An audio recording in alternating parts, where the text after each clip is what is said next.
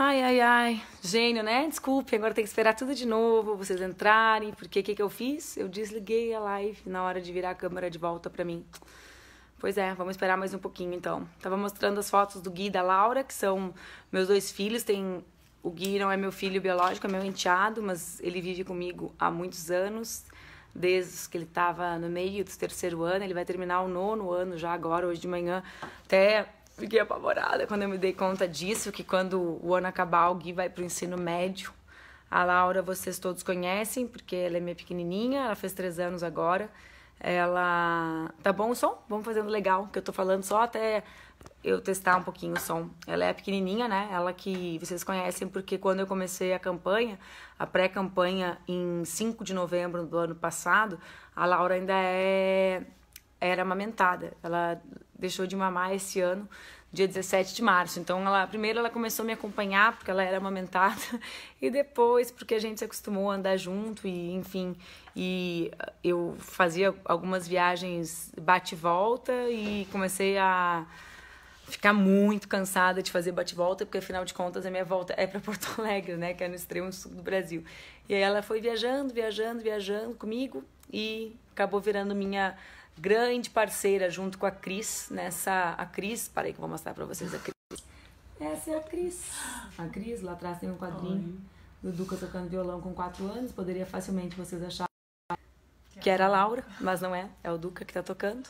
Aqui estão as frutas que o seu Eduardo comprou para me esperar. Enfim, eu tô conversando com vocês hoje porque essa nossa live, né, várias pessoas estão nas ruas hoje no Brasil inteiro, um dia extraordinário, né? Eu já vou ver as perguntas, tá, gente? Quem tem pergunta, segura um pouquinho porque fica passando muito rápido e eu ainda tô abrindo aqui. Tem sido um dia extraordinário. Sei que muitas pessoas estão com aquela sensação.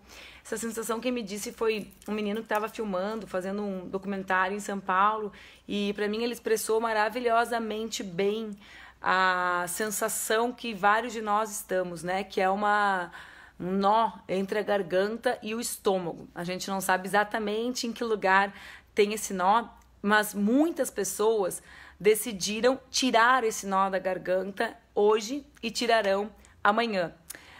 Como? Fazendo campanha nas ruas, conversando, virando voto das pessoas, né? Esclarecendo para as pessoas quem sou eu, quem é o nosso candidato, que é o Haddad, quais são as nossas propostas, quais são as razões que fazem com que essas pessoas estejam engajadas voluntariamente, muitas montando banquinhas lindas com seus cartazes de cartolina no Brasil inteiro, virando voto dos indecisos, conversando com as pessoas que querem votar nulo e branco.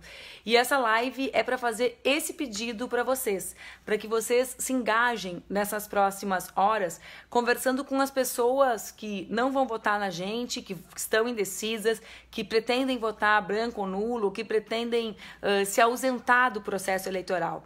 A decisão que nós temos é uma decisão muito importante, né? Não é qualquer decisão a que o povo brasileiro tomará nesse domingo.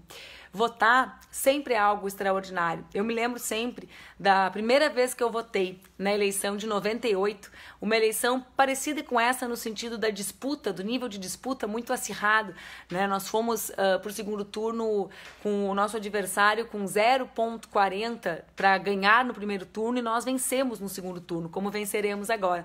Então faz 20 anos que eu voto. Essa é a 7ª eleição que eu disputo, né? Não a 7ª eleição que eu acompanho, a 7ª que eu concorro a algum cargo, mesmo que eu tenha 37 anos de idade. E a decisão que nós temos agora, ela não é uma decisão relacionada apenas a um projeto de país ou quais os caminhos que nós imaginamos que sejam os caminhos mais corretos para o desenvolvimento da economia, para a diminuição de desigualdade, para a garantia de políticas sociais.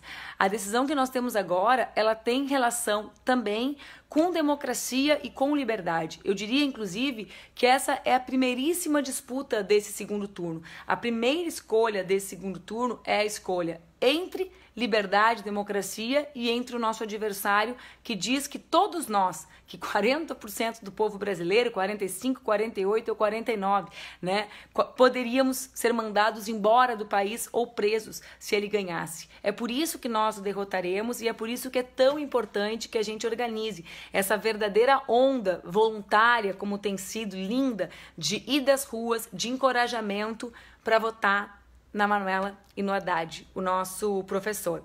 Eu vou responder algumas perguntas que chegaram ontem pela internet. Eu estou aqui com algumas delas, uma folha, imprimir, para a gente poder começar a conversar. E daí eu vou olhar as perguntas de vocês aqui embaixo também, tá, gente? Desculpem, passando muito rápido, eu não consigo acompanhar tudo que vocês enviam, tá? Ó, não dá pra ver o nome dela, o perfil dela é J. Sasaki. Convence a minha mãe, por favor, mostra que nós devemos lutar ao lado do amor. Ela está em dúvida, disse que tem suas desconfianças, pois não conhece a tua estrada. Mas eu disse que a Manu é do povo. Olha, eu sou candidata a vice, né, nessa chapa. O nosso candidato é o Fernando Haddad. O Haddad foi ministro da Justiça. Ministro da Justiça, tô louca, viu? Ele é professor de Direito, foi ministro da Educação, foi um dos melhores ministros dos nossos governos, eu diria que foi o melhor ministro da Educação da história do Brasil. Eu conheci o Haddad quando ele trabalhava no MEC, ainda não era ministro, e eu militava na União Nacional dos Estudantes. Naquela ocasião, ele apresentou o programa Universidade para Todos, o ProUni, aos estudantes, né, enquanto eu estava na Uni. Depois eu fui deputada federal, e eu já vou falar um pouquinho de mim, e como deputada federal eu tive a oportunidade de relatar a lei dos estágios, que havia sido proposta pelo Haddad como ministro da Educação, no Plano Nacional de Educação. Apresentei um substitutivo, né? Então, eu conheço ele há muito tempo. Ele é um homem extraordinário, um homem trabalhador, e eu acredito que ele tem uma característica imprescindível para a realidade que o Brasil vive hoje e que viverá nos próximos meses. Ele é um homem absolutamente tranquilo e que se relaciona com a diversidade de opiniões de forma muito natural. Ou seja, para o Haddad não é um problema a existência de crítica, né? O Haddad, ao contrário disso, é alguém que assimila. Nós vimos essa semana um momento que muitos não compreenderam, né, do Mano Brown indo a um comício nosso e apresentando as suas críticas publicamente, declarando seu voto com um conjunto de críticas. É natural isso para o Haddad, é natural isso para mim, né? Então, essa característica dele, de ser um homem que entende, que reflete sobre as críticas que recebe, que convive com a diversidade, para mim é algo muito importante, porque o Brasil precisa virar esse momento de ódio, de intolerância, para construir as saídas para a crise econômica que afligem tanto a nossa população. Ela também pede para que eu fale um pouco da minha estrada, né? Então eu vou aproveitar para fazer isso. Tem várias pessoas aqui que falam sobre isso, que perguntam sobre isso. Eu tenho 37 anos, né? Sou mãe da Laura, de 3, madrasta do Gui, que fez 15 esse ano. Eu sou jornalista, sou casada com o Duca, sou jornalista formada, fiz também ciências sociais, sou mestranda em políticas públicas, entreguei minha dissertação no dia 30 de setembro. Sou mestranda em políticas públicas na Universidade Federal do Rio Grande do Sul, comecei minha militância ainda na universidade. Fui coordenadora do Centro de Estudantes de Ciências Sociais, fui conselheira universitária da Universidade Federal do Rio Grande do Sul, fui vice-presidente da União Nacional dos Estudantes e quando era vice-sul da Uni, como nós chamávamos o espaço que eu ocupava, eu aos 22 anos concorri a vereadora de Porto Alegre. Como vereadora, como candidata, me elegi, fui a mulher mais votada na eleição de 2004. Depois eu concorri em 2006 a deputada federal, fui a deputada federal mais votada do Rio Grande do Sul, com 271 mil votos, entre mulheres e homens, fui a mais votada. Depois, em 2010, eu fui de novo eleita deputada federal, com 482 mil votos, a maior votação da história do meu estado, que é o Rio Grande do Sul. E depois, em 2014, eu quis voltar ao Rio Grande do Sul, quis voltar a militar mais próximo dos movimentos sociais, quis fazer meu mestrado, quis engravidar da Laura, quis voltar a viver em Porto Alegre e concorrer a deputada estadual. Muita gente me desestimulava, dizia que eu tinha que ficar em Brasília, que eu tinha que ser ministra. E para mim, o cargo nunca foi algo assim, nunca foi o mais importante, né? O mais importante sempre foi essa sensação de que eu milito, de que eu tô do lado certo, do lado do justo, lutando para que as pessoas tenham uma vida melhor. Na eleição, então, passada, em 2014, eu concorri a deputada estadual e fui também a mais votada do meu estado naquela eleição.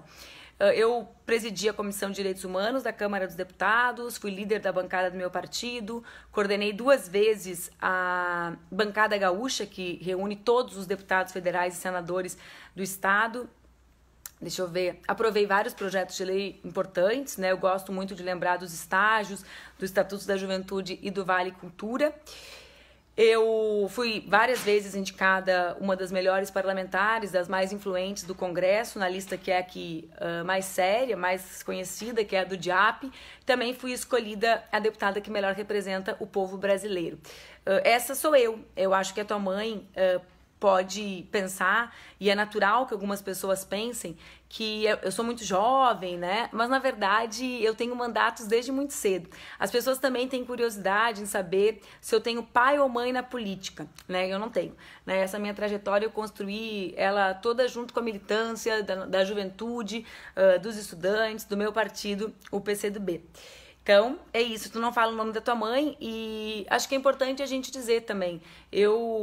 Muito provavelmente, a tua mãe pense, né, ou tenha dúvidas e desconfianças, como tu fazes menção, por não conhecer a minha estrada, porque há muitos anos, talvez por eu ter essas votações sempre tão grandes e a direita sempre, né, ficar, digamos, para trás, eu sou o maior alvo de fake news, né? Então, assim, tem centenas de notícias falsas que me envolvem, a gente disputa na justiça, derruba na justiça, enfim, né? Então, tem milhares de notícias falsas. Só o que nós derrubamos esses últimos dias equivalem a 13 milhões de pessoas tendo acesso à notícia falsa, né? Então, esse é um tema. Adam Gomes fala, me ajuda a Verônica a virar o voto da sogra. Dona Rosenilda é uma mulher gente boa, mas que acreditou em várias mentiras que um amigo, entre aspas, contou pra ela. Manda uma mensagem pra gente pra provar pra ela que você não é lésbica. Ajuda aí. Olha só, Adam, eu não sou, mas eu não acho que esse seja um problema, né? Porque eu sou uma mulher heterossexual, eu sou casada com o Duca, mas eu acho que... Já imaginou que coisa horrível? Alguém não votar em alguém por esse alguém ser um gay, ser uma lésbica, ser uma mulher ou ser um negro? Então, isso pra mim, várias vezes surge essa mentira comigo na internet e eu nunca desminto porque eu não acho uma ofensa, né? Eu poderia ser, e seria o correto, o justo, que eu fosse igualmente respeitada, porque as nossas questões particulares, elas não podem influenciar na política, né? Então, a sexualidade de uma pessoa, né, a vida afetiva dessa pessoa. Sabe por quê? Porque historicamente sempre são as mulheres as prejudicadas com isso. As piadas com relacionamento, com estado civil, sempre são com mulheres, né? Ninguém sabe quantas vezes um cara foi casado, ninguém fala da vida desse cara, e as mulheres sofrem essa vigilância, né? Como se a gente tivesse eternamente que provar determinados padrões de comportamento. Então, assim, diz pra Rosenilda, que essa mulher gente boa, que não, né? Eu não sou lésbica, mas que ela também deve pensar que o voto dela não pode se pautar pela vida afetiva de alguém. Que a gente merece o voto porque a gente trabalha por um projeto de desenvolvimento para o Brasil, né? Um projeto sem ódio, sem intolerância, né? Um projeto que defende a democracia e a liberdade, que combate o fascismo e que defende que as pessoas, todas as brasileiras e todos os brasileiros, devem ser tratados de forma igual diante da lei, né? Um Estado que garanta isso. Então era isso, Dan. Ó, a Thaís Fala pro Jeffrey, dá uma chance pro Haddad e pra Manu. Votar nulo só vai ajudar a eleger um fascista. Eu nunca votei nulo, né? Eu sei que o voto nulo é muitas vezes um voto de protesto, né? Mas para mim, nas eleições, e sempre falo isso nas minhas palestras, às vezes com adolescente, outras vezes com outras plateias, que escolher candidato não é escolher namorado, né? Então, assim, se tu tá solteiro, tu vai pra noite, né? Se tu escolhe alguém, em qualquer lugar, agora nem se vai mais pra noite, né? Tudo nesses aplicativos aí, eu não sou desse tempo, né? Mas enfim, se tu não escolhe, é tu que vai ficar solteiro, né? Agora, o presidente, o deputado, o governador, se tu não escolhe, alguém vai escolher por ti, né? E quanto menos pessoas participarem, mais vai valer o voto desse que escolher por ti. Nessa eleição, para mim, não existe neutralidade. A gente foi no domingo ver O Rei da Vela, uma peça extraordinária do Teatro Oficina, dirigida pelo Zé Celso, e lá tem uma parte que diz, como assim neutralidade? Não existe neutralidade radical, né? E nesse processo nacional não existe, né? Esse processo é um processo de escolha sobre rumos profundos para o nosso país, né? Então, eu acho que todos devem levar isso em consideração, viu, Jeffrey? Votar nulo numa eleição em que nós estamos disputando voto a voto para produzir a virada significa ajudar o outro lado. Eu tenho gostado muito do movimento de pessoas que dizem que há necessidade de pensar em nós, né, na hora de votar. Então, assim, eu ontem li um texto lindo do amigo meu, Thiago, que dizia, se o teu voto faz pouca diferença pra ti, né, se pra ti tanto fez e tanto faz, pra mim não, porque tu deve saber que eu sou gay, né, e esse voto faz muita diferença pra mim. Então, eu também acho que todos nós devemos falar, e vocês, nessa nossa busca, né, de engajar uns aos outros e de virar votos, eu acho que o que nós precisamos fazer é conversar com as pessoas sobre as razões que nos fazem escolher, né? Sobre o que representa o projeto do nosso adversário pra gente e o que representa o nosso projeto pra gente. O que representa o projeto que defende a escola pública e em contraposição a um projeto que defende ensino à distância e, portanto, fim da alimentação dentro da escola, fim das atividades culturais, fim das atividades esportivas e mais, fim da perspectiva das mulheres trabalharem enquanto seus filhos estão na escola. Então, é hora da gente falar sobre essas questões, compararmos projetos e desmentirmos essas mentiras abjetas que eles têm distribuindo por aí. Ó, o Rodrigo fala assim, eu tenho duas opções a quem não votar. Só me resta escolher entre nulo, branco, justificar ou ficar em casa. Viu, Rodrigo e Maurício? Eles estão conversando entre eles. Eu discordo, né? Nós somos uma alternativa comprometida com a democracia, com a liberdade e com o nosso país.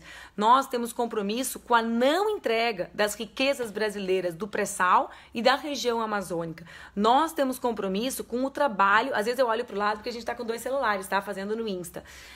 A gente tem compromisso com o trabalho valorizado, com o ensino público, com a nossa juventude, né? Nós temos compromisso com as nossas mulheres, com o combate à violência a partir de ações do Estado e não a partir desse discurso mentiroso de armar a população toda e lavar as mãos. Não, né? Nós queremos combater a violência federalizando os crimes relacionados a organizações criminosas, para que as polícias nos estados sejam liberadas para fazer as investigações que são as mais necessárias para as polícias dos estados relacionadas aos homicídios, aos crimes de violência sexual, etc.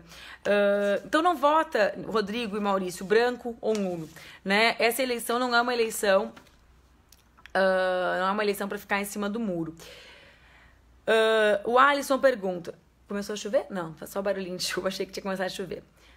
Queria um motivo para votar no Haddad. O primeiro deles, ele não fugiu de nenhum debate e queria poder apresentar para ti, Alisson Diego, as nossas propostas perante o nosso adversário para que ele pudesse confrontá-las. Já é uma ótima razão. Um homem que honra o cargo que está disputando, né? Que não se diminui, que não se apequena, que não foge da discussão diante de uma nação que está tomando uma decisão tão importante. A segunda grande decisão, o nosso compromisso é com o trabalho e com a educação. Numa mão, a carteira de trabalho, na outra mão, um livro didático, um lápis, a possibilidade de se realizar enquanto jovem, enquanto mulher, enquanto cidadã e cidadão brasileiro. O Matheus disse que ainda está na dúvida. Matheus Martins, qual dúvida tu tens, né? Tu viste a declaração do nosso adversário no domingo na Avenida Paulista por telefone? Um homem que se diz adoentado, fragilizado e que foi estimular o ódio, dizendo que todos aqueles que pensam diferentes vão ser ou presos ou exilados e que no seu governo não existirá mais o jornal A Folha de São Paulo, ou seja, é um candidato a ditador. Ele anuncia a perseguição aos que pensam diferente e a imprensa livre, sem contar que já fez ode a um torturador como Ustra. Então, não é possível ficar em dúvida, Matheus, diante disso, né? Tem onde querem ódio, que sejamos amor. Então, nós não pedimos que vocês concordem com todos os eixos do nosso programa de governo, mas nós pedimos que vocês defendam o direito de vocês continuarem discordando da gente e de quem quer que seja, porque isso é a democracia. Vamos ver. Super apoio. Achei Yara.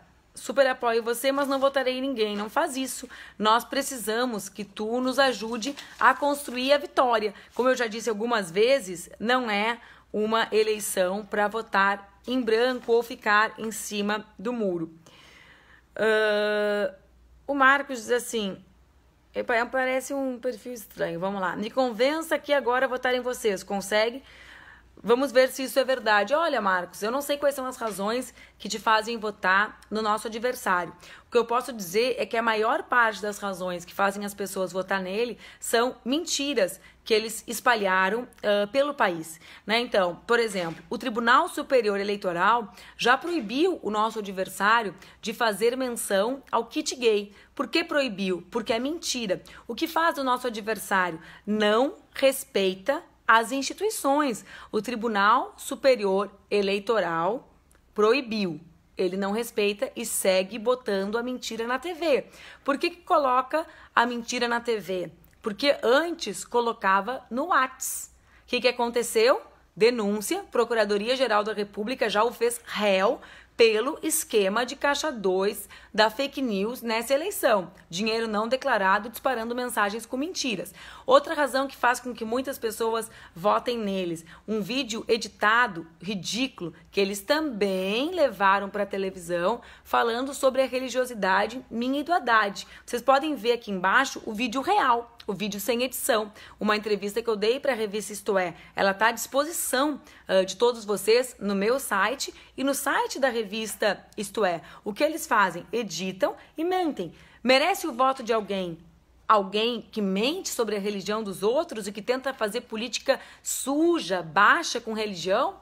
Não, eu não preciso nem dizer, eles fizeram montagens com a minha filha de 3 anos, né? Pegaram uma foto familiar, minha e dela fazendo legal, ouvindo uma música do meu marido, e nós duas fazendo assim, apontando pro celular e fazendo legal, e eles disseram que eu estava ensinando ela a tirar, um negócio repugnante, né? Usando das imagens familiares, dos nossos afetos para fazer política. Então, kit gay é mentira, religião é mentira, o uso das imagens das nossas famílias é um uso esdrúxulo e mentiroso, né? Então, acho que essas são razões para que tu abandones a outra candidatura e te somes nessa candidatura que defende os direitos dos trabalhadores, os direitos das trabalhadoras e a soberania do nosso país. Agora eu vou ver algumas perguntas, eu vou tentar, tá, gente? Eu vou mudar o celular de lugar. Se tiver pergunta aí...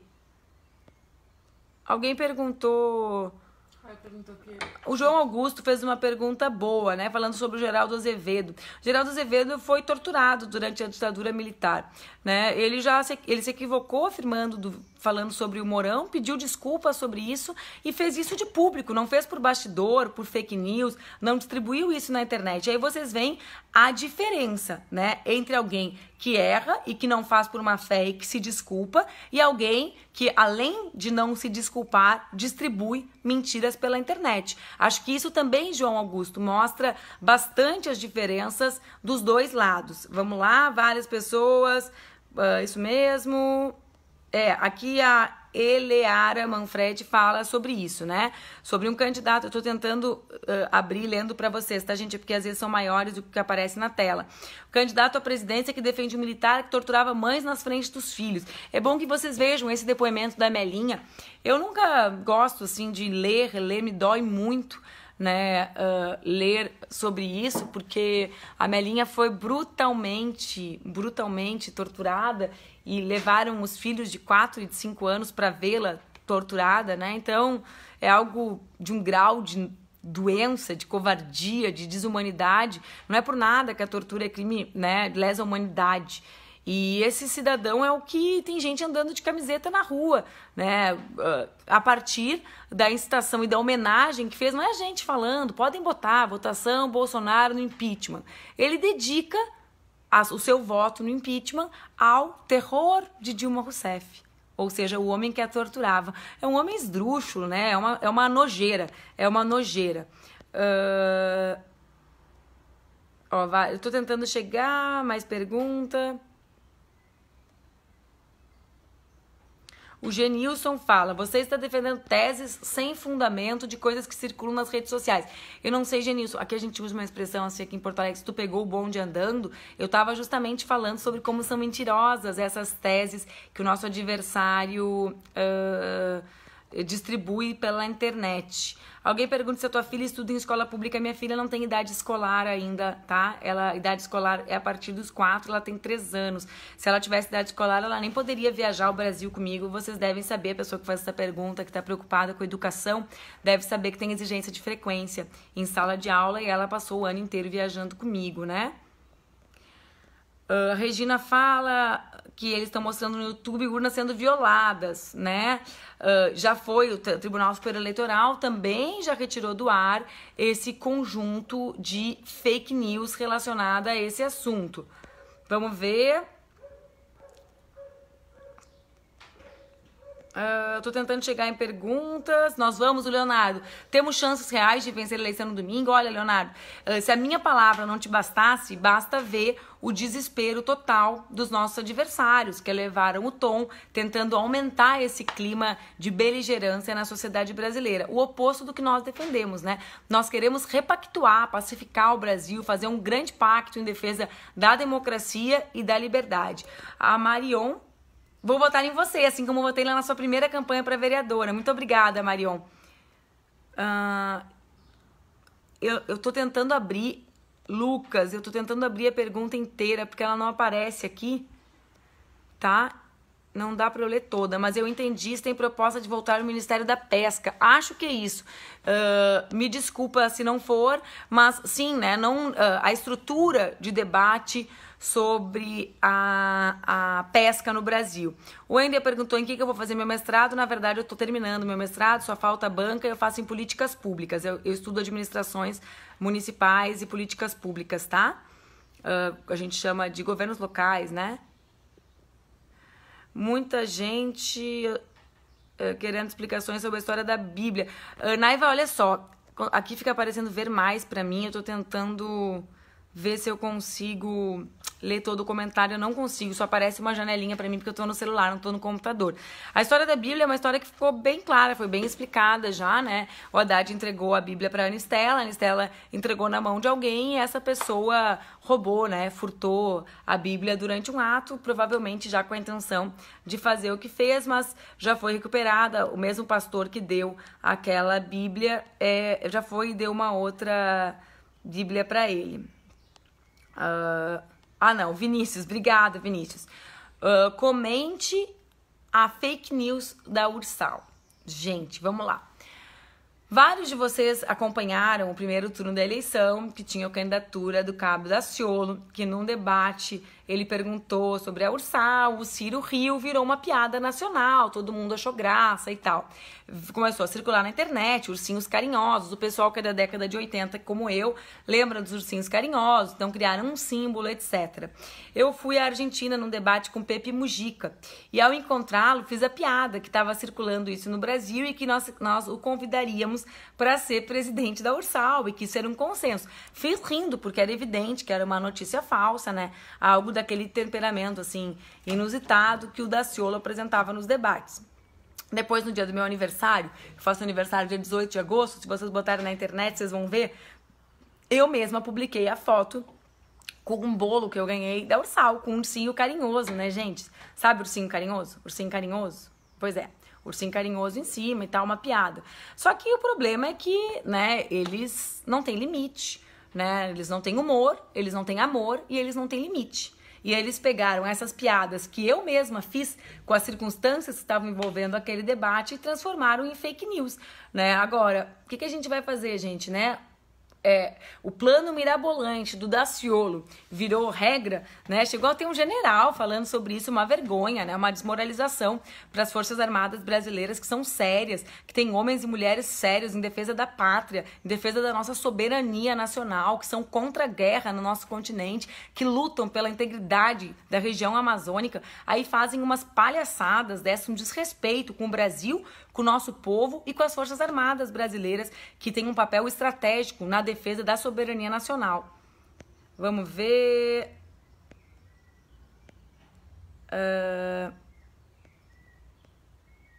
A Luísa fala, pedir direito de resposta. Sim, nós já pedimos direito de resposta sobre a propaganda de ontem.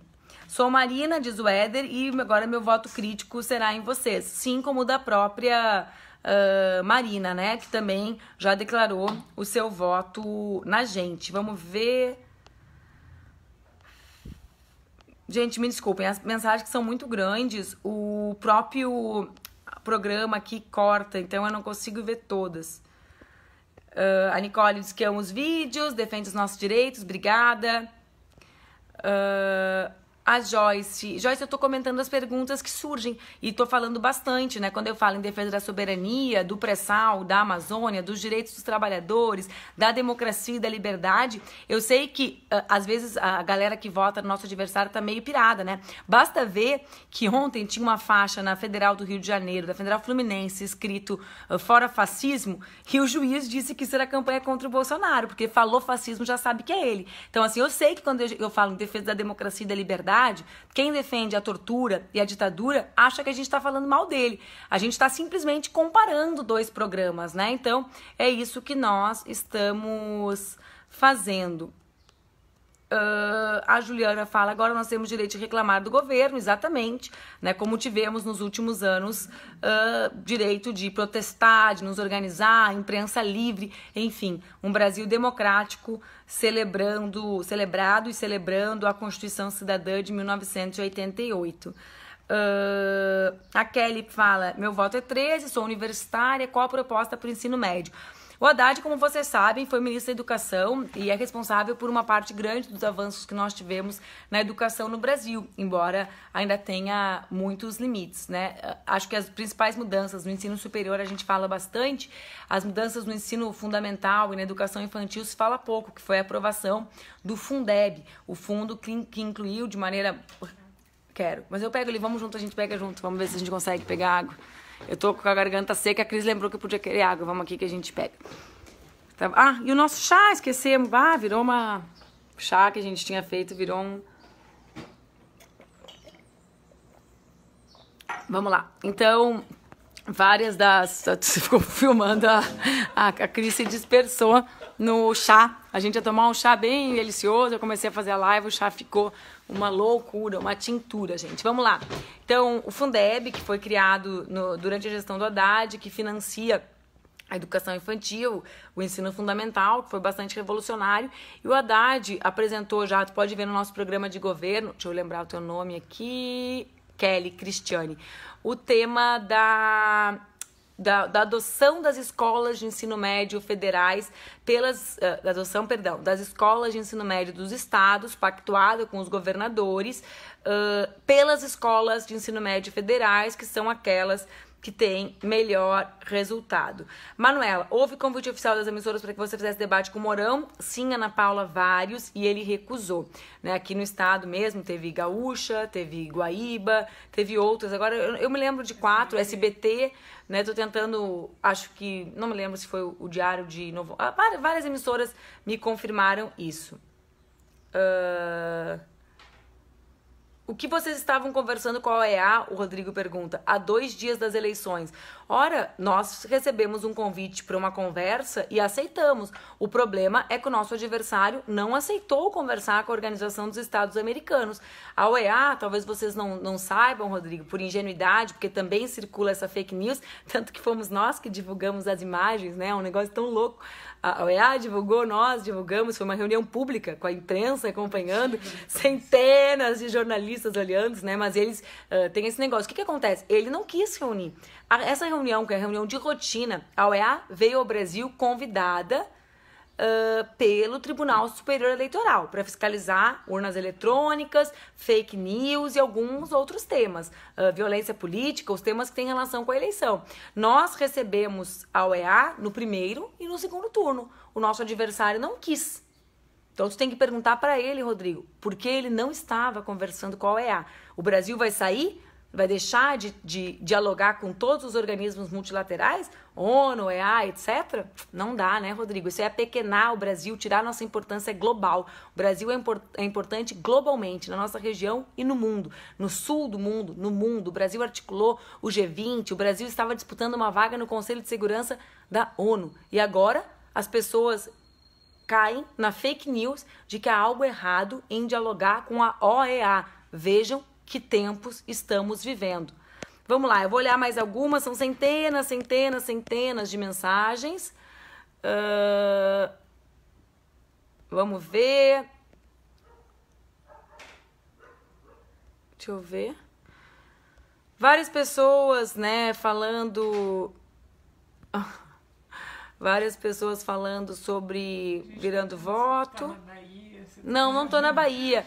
Hoje a gente tem uma grande caminhada aqui em Porto Alegre e nós nos dividimos várias vezes nesse segundo turno para dar conta de mais agendas. Então eu tô em Porto Alegre, nós vamos pro final do dia para essa grande caminhada no centro da cidade. Acho que é 17 horas a nossa concentração. É isso, gente. Vamos continuar virando voto, né? Eu tô tentando olhar... Ó, a Andréia, agradeço ao Haddad por minha filha estar na faculdade pelo ProUni. Na verdade, Andréia, é direito da tua filha estar no ProUni. Nós apenas construímos a política pública que permitiu, né? E o Haddad foi o mentor disso, que permitiu que a tua filha desenvolvesse o talento dela, né? Então, era isso, gente. Eu quero deixar um grande abraço todos vocês, dizer que nós seguiremos virando muitos votos, nós estamos construindo essa onda da virada, né? Que é a onda da vitória do Brasil e do povo brasileiro. Então, quem continuar, peço para que a galera coloque nos seus faces, nos seus instas, se você tá em dúvida, se você vota em branco, vota nulo, me chama para conversar em box, me chama para conversar por direct. Se cada um fizer isso, nós seremos milhares, como já somos milhares nas ruas, virando voto. E como diz a nossa musiquinha, cada vira-voto é coragem, resistência e esperança. Nós vamos vencer. Boa luta, virem muitos votos.